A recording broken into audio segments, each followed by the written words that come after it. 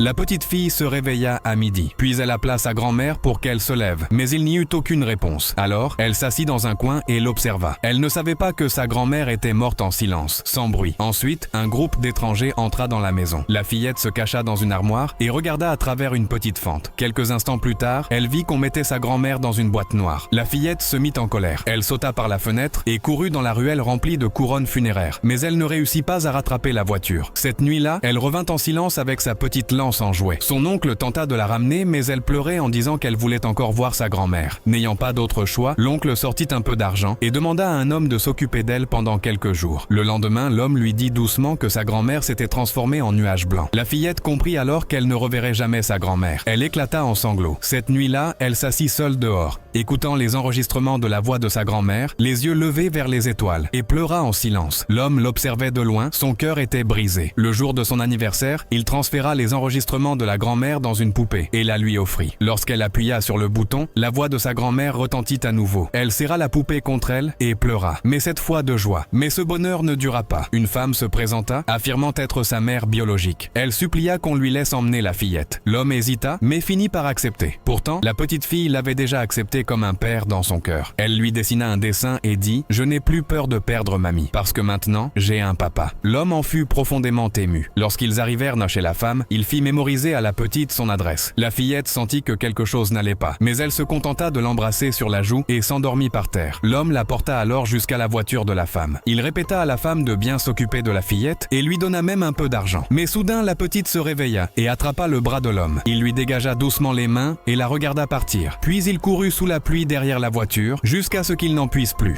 Depuis la banquette arrière, la petite pleurait et l'appelait. Après l'avoir perdue, l'homme resta allongé chaque jour dans son lit, fixant le dessin qu'elle lui avait offert. Mais un jour, il reçut un appel. La petite avait disparu. Tout le monde était très inquiet et la cherchait partout. Heureusement, elle se souvenait de l'adresse qu'il lui avait fait apprendre par cœur et retrouva seule le chemin du retour. Lorsqu'ils se retrouvèrent, ils éclatèrent en sanglots et s'enlacèrent très fort. À la fin, la mère ne la reprit pas, mais venait la voir régulièrement.